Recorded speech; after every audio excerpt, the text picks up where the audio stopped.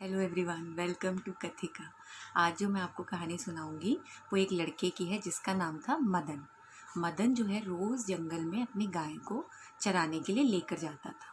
एक दिन जब वो जंगल से वापस आ रहा था तो रास्ते में उसे एक और आदमी मिला। वो आदमी किसी और गांव का था और वो चलते चलते चुटकी बजाते हुए जा रहा था। मदन ने कभी चुटकी किसी को बजाते हुए ना देखा था ना सुना था, तो उसके लिए ये बहुत ही अलग चीज़ थी।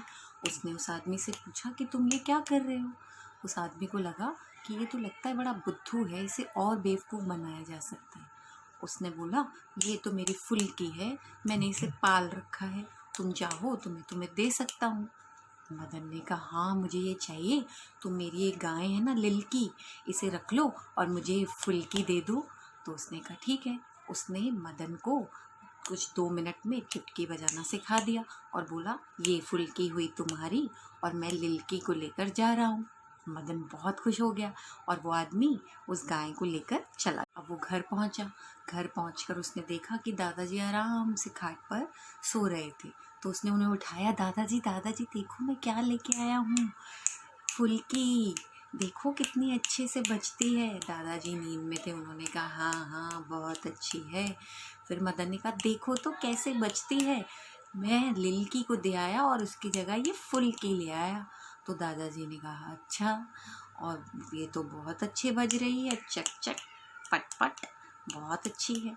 अब वो इतना खुश हुआ कि वो अपनी अम्मा के पास गया और अम्मा को भी बताया, देखो अम्मा मैं फुल्की लेकर आया हूँ, कितनी अच्छी बज रही है ना, दादाजी भी कह रहे हैं चकाचक बज रही है, पटापट बज रही है। बहुत खुश था। अम्मा ने कहा अच्छा तुम इसे अभी रख दो और खाना खा लो।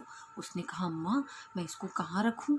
तो अम्मा ने कहा ये जो कुल्हड़ है ना इसके अंदर रख दो और तब तक खाना खा लो। उसने अपनी चुटकी को कुल्हड़ में रखा और उस दिन क्योंकि वो बहुत खुश था उसने अच्छे से भर पेट खाना खाया, थोड़ा ज़्यादा ही खा लिया। और फिर वो गया, उसने हाथ धोए और गया अपनी फुल्की को ढूंढने। अब उसने देखा कि उसकी फुल्की मिल ही नहीं रही, कुछ हुआ ही नहीं। वो गया अपनी अम्मा के पास और बोला, अम्मा मेरी फुल्की तो मिल ही नहीं रही, देखो फुल्की गायब हो गई। अम्मा ने कहा तुमने कुल्हड़ में तो रखी थी। सबने कुल्हड़ उलट दिया पलट दिया, लेकिन फुल्की मिल ही नहीं रही थी। तो वो बहुत परेशान हो गया, वो रोने वाला था। अम्मा ने कहा रुको रुको, लगता है ये कुल्हड़ जो है ना फुल्की को निगल गया है, ऐसा करते हैं इसको ताप लेते हैं, शायद फुल्की निकल आए। उन्होंने एक आग लगाई बाहर लकड़ियों को लेकर और कुल्हड़ को वहाँ रख दिया तापने के लिए।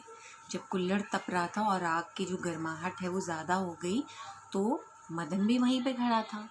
और क्योंकि वो अपने हाथ धोकर आया था उस समय उसके हाथ गीले थे, तो जब आग के सामने वो था उसके हाथ सूख गए और फिर उसने किया तो उसकी फुल्की बच गई और उसने कहा अरे मेरी फुल्की तो वापस मिल गई। और वो बहुत खुश हो गया और फिर से अपनी फुल्की को बजाता रहा, फटाफट चटा चट।